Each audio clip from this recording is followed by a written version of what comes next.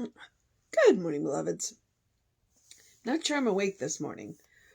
Sunday is our rest day, and we went to see a play last night. So we went to see some. Our friends are the director and producer or director. Yeah, the director, and it's their theater company. So all the other stuff, set designers. It was Murder on the Orient Express, and everybody did such a beautiful job. It was fantastic and wonderful and amazing, and all of the actors were amazing, and the set was really cool because it was on a train, and they just did this amazing job. So yeah, and we have so it's Father's Day, so I say Happy Father's Day if you are a father or a father figure. And we have an interesting title because it's Sunday, and it's June 18th, and on June 18th happens to be meditations for Wednesday night classes on a Sunday. All right. But our author is Doris Jones. So let's see what this is, and we'll go into it. Okay. The first one is transcending negative emotions. I trust God's universe. I know there is nothing in my tangible or intangible world that exists without value and purpose. Therefore, I know my every feeling has value. Anytime I feel a low frequency, depressed, or hurtful feeling, I stop, and in that instant, I turn inward to discover the root of that feeling. Simultaneously, I ask for learning behind that feeling to be revealed, and then I let it go before it mounts into anger, resentment, blame, guilt, or any other negative emotion. I remind myself there is something spiritually profound at work for my growth and peaceful evolution, and I trust the universe to reveal it to me. I give thanks for my ability to transcend thus transcend negative pitfalls and to grow through wisdom. Next one, responsible choice.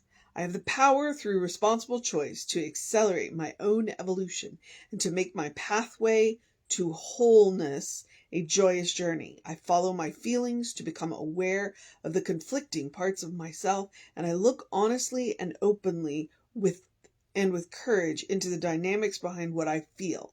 I let go of the demands of my personality that conflict with the needs of my soul. I let go of any idea that conditions have any power over me. I take into account the consequences of each and every choice and then choose to act through the wisdom of my soul. This is the conscious road to a life of wholeness. And the third one and last one, transcending guilt and shame. Knowing that all of life is the outpicturing of consciousness, I have come to know that when I have felt guilt, I have done something that dishonored the boundaries of another's consciousness and risked personal hurt. I further realize that when I have felt shame, I have allowed another to penetrate the boundaries of my consciousness, and I have felt diminished. I now honor the boundaries of each individual consciousness and take full responsibility for my own. I see guilt and shame as products of experience and not the truth of me. I give thanks that in this expanded awareness, I can now transcend the effect of guilt and shame in my life now and forevermore.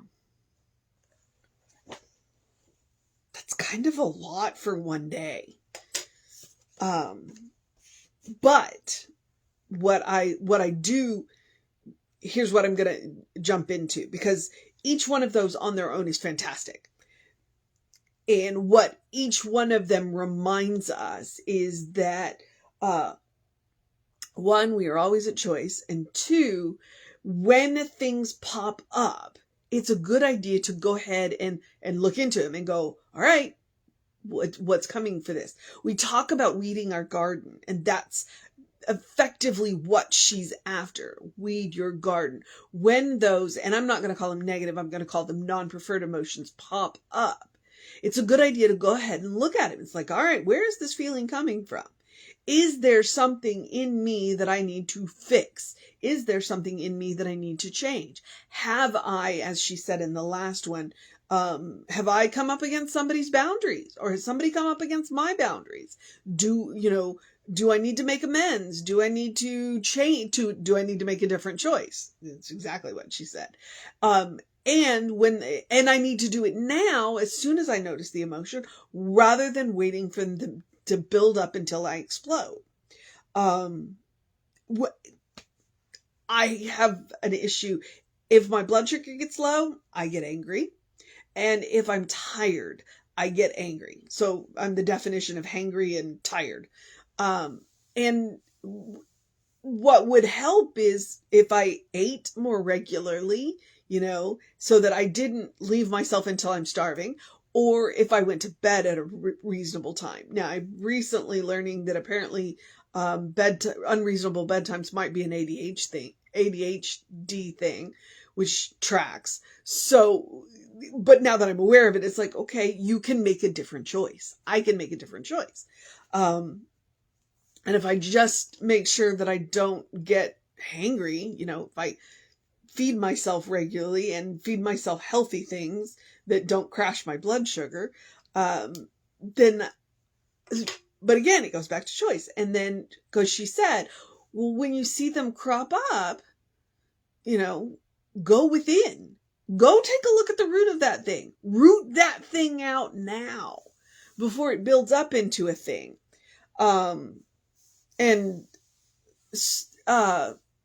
Yeah.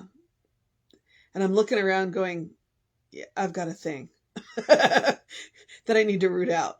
And to go within and connect with the divine to see the truth, because that's what she says. These are not the truth of your being. They're temporary experiences that you can choose again. They're experiences. They are not the truth of your being. Guilt and shame and, what was the first one? Any negative emotion, that's not the truth of your being. That's not who you are. That is an experience that you are having, but they are not who you are. And we need to remember that. We need to remember that they're not the truth of our being. And that when they happen, that we can make a different choice.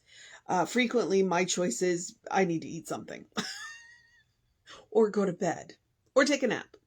That's one of the reasons why when I do the self-care thing, I talk about taking a nap. Sometimes just a short nap will just, go sit down, close your eyes for 10 minutes. Even if you don't actually sleep, rest yourself.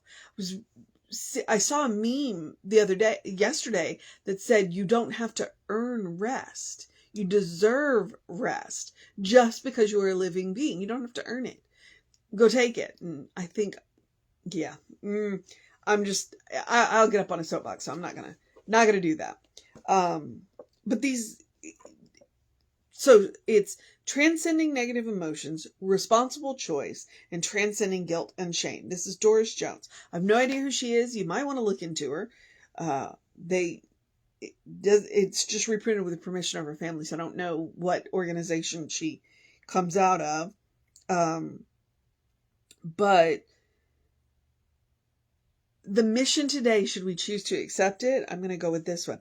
I ask for the learning behind the feeling to be revealed, and then I let it go.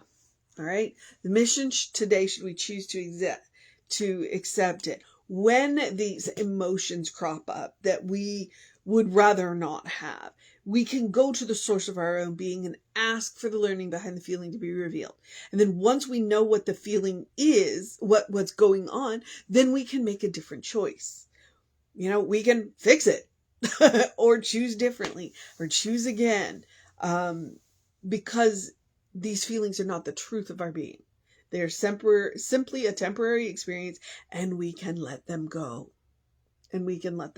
So that is the mission today. Ask for the learning to be revealed when you come up against something that you'd rather not deal with. Ask for the learning and ask for it to be revealed clearly. and then do what you need to do and take care of it. All right. So that is the mission today. The second part of the mission I'm going to suggest is the same one I always suggest. I am a big believer in self-care. You know, I'm a big believer in self-care. I don't hide that fact. The spiritual principle of taking care of yourself. If you are going to live a life of service, you must take care of yourself first. You cannot pour from an empty cup, which is why I use the airline, when you're on the airline, they say if the oxygen mask drops, put yours on first, then help your neighbor. Okay? That's what I'm talking about. So when I say take a deep breath before you speak, and I mean when you speak to others as well as when you speak to yourself. When I say take a nap, when I say take a walk, when I say take care of yourself, all of that, then, because if you want to live a life of service, gotta fill your own cup up first. Although always leave a little room at the top for the extra. It's a coffee commercial, but it's like leave a little room. It's like when you pour your cup, don't fill your cup all the way to the top, because then you've got no room for new learning. And if we're going to ask for new learning, we got to leave room for it, right? So, it is a spiritual practice. It is a spiritual principle of taking care of yourself. And I will remind you that it also includes making room for joy. Absolutely making room for joy, because joy is a quality of God, and it is something that you deserve. And that's why we make room for it. Your life is a special occasion. So I jokingly say eat dessert first, but I mean it. I do mean it. Occasionally it's nice to eat dessert first. But what that means is don't save the good stuff. While you are taking care of yourself, it also looks like eating the good food and wearing the nice clothes or wearing the comfortable clothes. Hopefully your nice clothes are comfortable, but hey. And it looks like taking yourself and your partner to a play, on a whim, because it's only going to be 2 weekends, and it was really good and it was fun and we enjoyed that. And so that's what I'm talking about. Make room for joy. It does not matter what is going on in the world. You deserve joy. So make room for it. All right. I just lost my train of thought.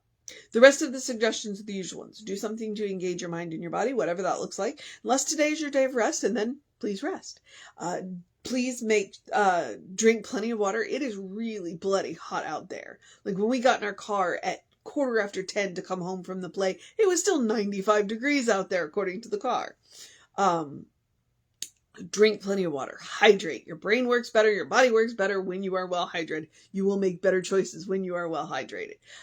Get that early in your day bright light. Whatever that is. What I'm suggesting is 5 minutes. 5 to 10 minutes of bright light on your face and your forearms. It can help to reset your hormones. You'll have more energy during the day. You'll sleep better at night. It's called a circadian rhythm. It starts with a C if you decide to look it up. And artificial light can help too. But I am talking about sunlight. And I do mean before 10 o'clock, because 10 o'clock is when those rays hit that angle that is not good for us. So early in your day, bright light. Get that sunlight. And get your day started. And yeah. All right. And then the last one is my Ernest Holmes quote. Open the windows of your soul. Allow the breath of heaven to remind you that you do live in heaven right here, right now. It's all around us all the time. She mentioned boundaries. When we bump up against each other's boundaries, that can create those guilt and shame feelings, and it's not necessary. So when we open the windows of our soul, we are aware of each other's boundaries. We are aware of our own boundaries, and we set good, strong boundaries. And take care of ourselves.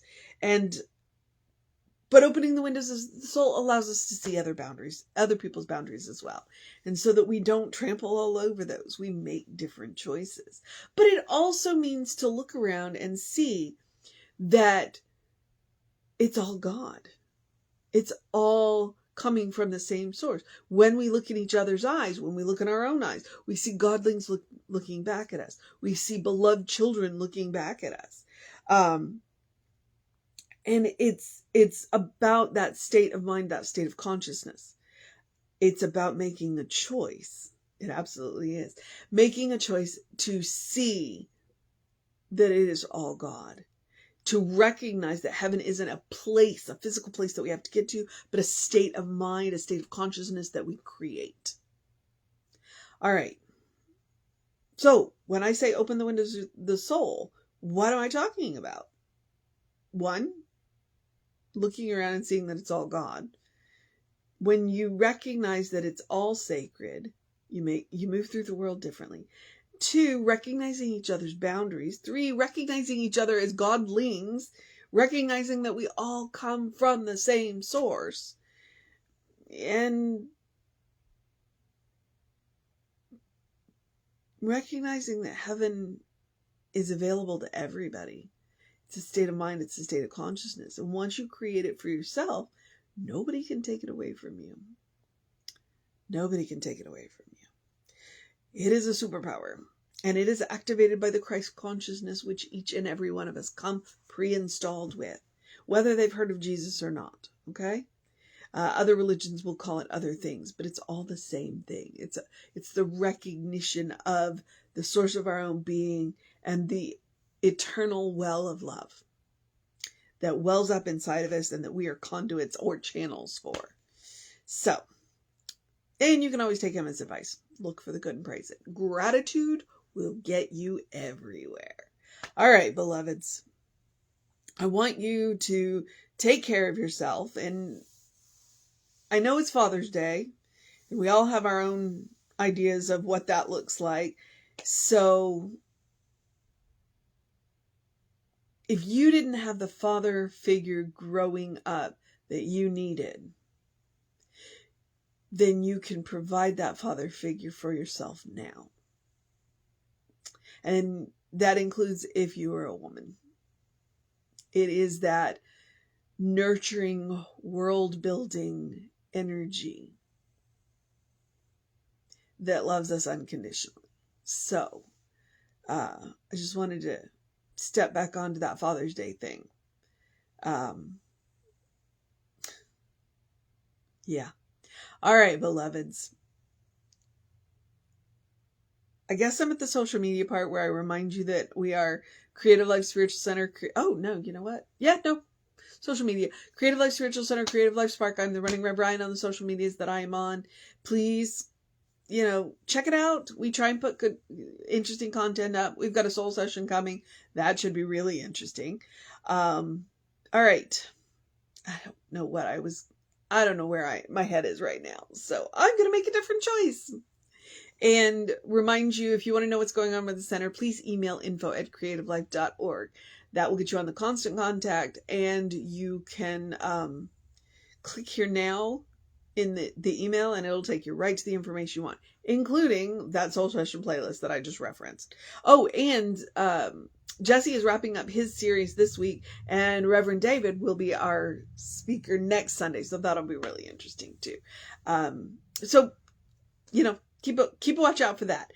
And I'm at the part where I get to encourage you to have a great day, wondrous day, fantastic day, a magical day, an enchanting day, a transcending day, a making a different choice day, a recognizing the father figure that you need day, a good day. And if that is too much pressure, simply have a day. You are enough just as you are. You are a beloved child of God. You are a divine spark, a brilliant light. You are spirit in motion. You are God in action. You are a godling, as Reverend Jesse likes to call us, in whom God is well pleased and well represented.